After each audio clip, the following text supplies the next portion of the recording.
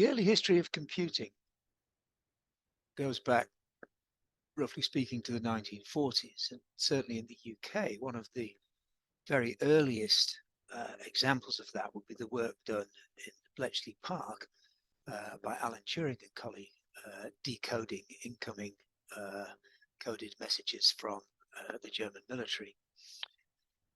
In scientific world, statistics was already beginning to grapple with computing issues in the 1940s, but it was doing so in a way which will seem rather quaint to my younger colleagues in the 21st century.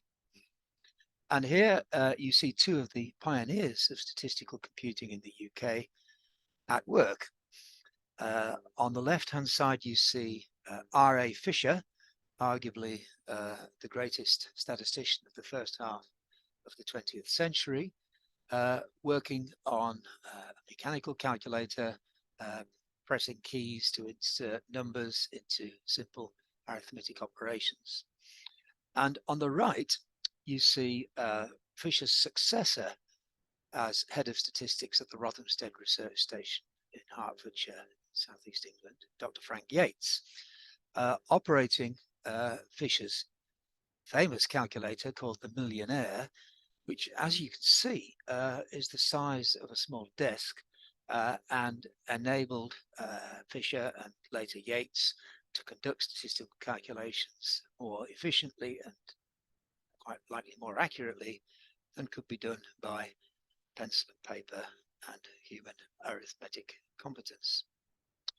So there is an early example of a statistical computer, Fisher's Millionaire machine back in the 1940s. This is another picture of not one computer, but four. Because in the 1940s, in the Australian Scientific and Industrial Research Organization, where I worked for a number of years in the 1980s, back in those days, a computer was not a machine, it was a person. It was a job description. And each of these young women was a computer, or might have been. I don't know who these women are, of course.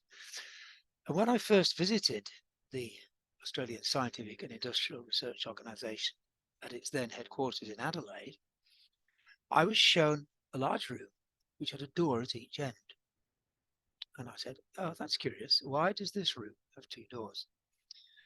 And the answer was that one door was the entrance at which a scientist would come into the room and pass their raw data to the first computer, who would conduct a particular statistical operation, perhaps add up all the numbers in each column of the data, divide by the sample size and therefore calculate means, and they would then pass to the next computer, who would conduct the next stage in the process, and so on and so on.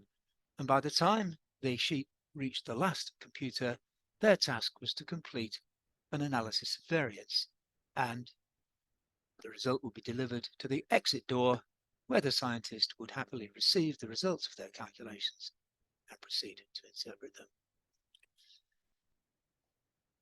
Computers were almost invariably women, and I can't resist saying that in the prevailing culture of the time, should any of these computers get married, they were required to leave their job. Well, we've come a long way since then, both in terms of society and in terms of computing. Thank you.